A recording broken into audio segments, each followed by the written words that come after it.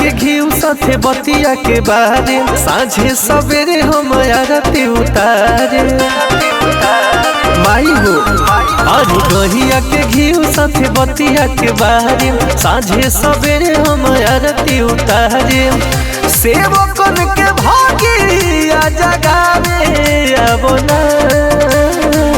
चलते चलत जैसे थावे अइलू हो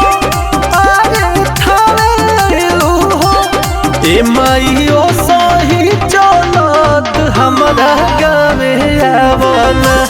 मैया वो सही चलत हमरा गावे आवना।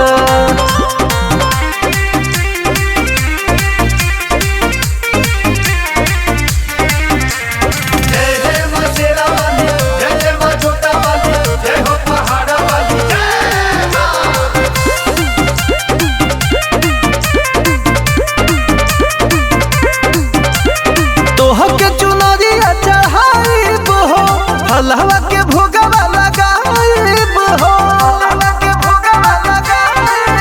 हनी अंगने में जोरो पवाइब हो पंडित जी से पाठ करवाइब हो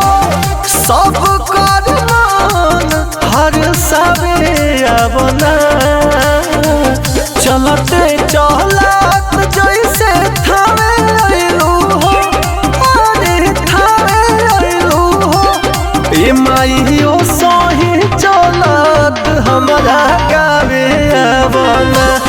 ए माइयो सही चलत हमरा गावे आवना।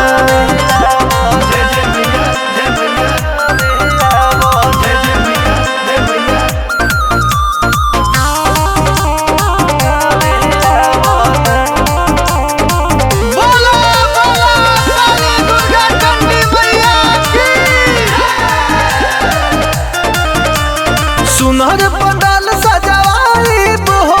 आजन बजन बजवाइब हो गाँव के बगल वाला विजय के बोला के पचरा गवाइब हो सबके झुमावे नचावे अब ना चलते चलत जैसे थावे अइलू हो ए माइयो सही चलत हमरा गावे आवना ए माइयो सही चलत हमरा